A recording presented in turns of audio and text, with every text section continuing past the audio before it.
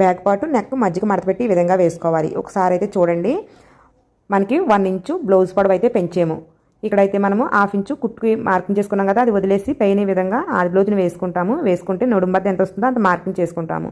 ఈ విధంగా మార్కింగ్ చేసుకున్నప్పుడు ఏమవుతుందంటే ఇక్కడ 1 ఇంచు నెక్ డౌన్ పెరుగుతుంది. ఎందుకంటే మనము బ్లౌజ్ పొడవు పెంచాము కాబట్టి ఆ పెంచింది ఈ విధంగా పై వైపు వస్తుంది. మనం నడుంబద్ద సేమ్ ఆది బ్లౌజ్ లాగా కింద వైపు పెట్టి పెట్టేస్తే, మీకు మళ్ళీ చెప్తున్నాను ఒకసారి చూడండి. ఆది బ్లౌజ్ని ఈ విధంగా వేసాము చూడండి. పైన షాలర్ కుట్టు కోసం 1/2 ఇంచు వదిలేసి పైన వైపు వేసేయమనుకోవచ్చు.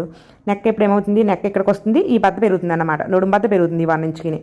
చూడండి, మనం పెంచిన పొడవు ఎక్కడికి వెళ్తుంది, ఇక్కడ నడుంబద్ద దగ్గర అయినా ఉంటుంది. ఈ నడుంబద్ద వద్దు అనుకుంటే పైన నెక్ దగ్గర అయినా ఉంటుంది. ఇదిగోండి, నడుంబద్ద వద్దు అనుకుంటే పైన నెక్ డౌన్ పెరిగిపోతుంది. అసలు నెక్ ఇక్కడ దాకా వచ్చింది, మనము నడుం పొడవు పెంచడం వల్ల కిందకి దిగింది అన్నమాట.